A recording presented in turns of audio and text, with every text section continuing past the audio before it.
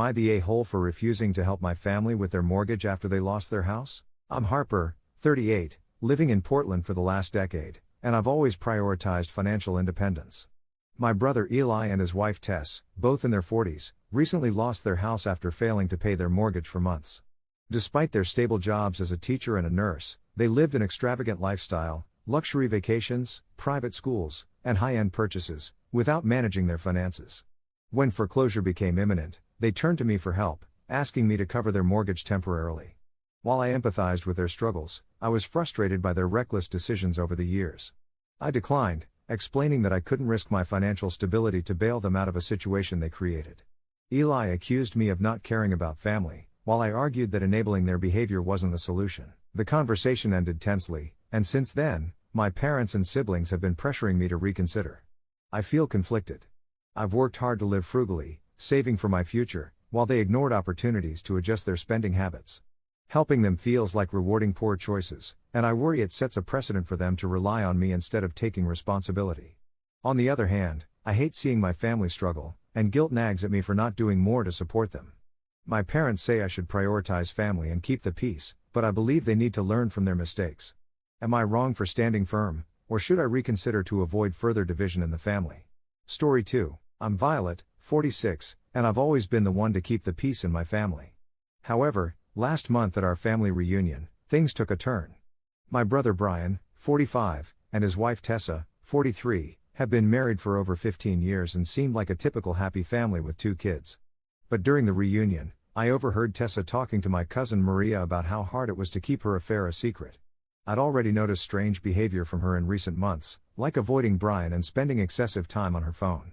The conversation I overheard only deepened my suspicions, and after seeing her act cold toward Brian at dinner, I decided to investigate further. I followed her outside and saw her talking intimately with a man named Sam, who I didn't recognize. From their conversation, it was clear she was having an affair, and I couldn't stand by without saying something. I confronted her, and after the awkward exchange, I returned to the party, feeling sickened but resolved to tell Brian the truth. The next day, I did just that. I told Brian everything. He was devastated, and the reunion fell apart shortly after. Tessa eventually admitted to the affair, and while some family members supported me for exposing the truth, others criticized me for ruining the event and said I should have let them handle it privately. Now, Brian is furious with me, and some family members aren't speaking to me either.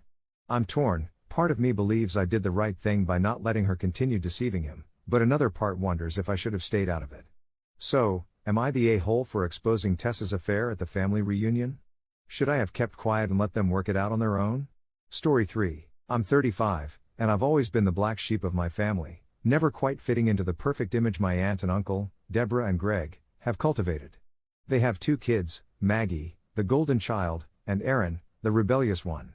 While Maggie plays the role of the perfect daughter, Erin and I have always bonded over our shared disdain for family expectations. 2 months ago, at a family anniversary party, Erin had a meltdown in front of everyone, accusing our aunt and uncle of being hypocrites and not supporting him when he needed it. He revealed how they had pressured him to be perfect and shut him out when he struggled. In the heat of the moment, I blurted out that Erin was right, calling out my aunt and uncle for their overbearing behavior and the facade they were maintaining. The room fell silent, and chaos broke out as Deborah cried, Greg yelled at Erin, and Maggie begged me to stop. The party fell apart, and my parents were furious with me for ruining the family reputation.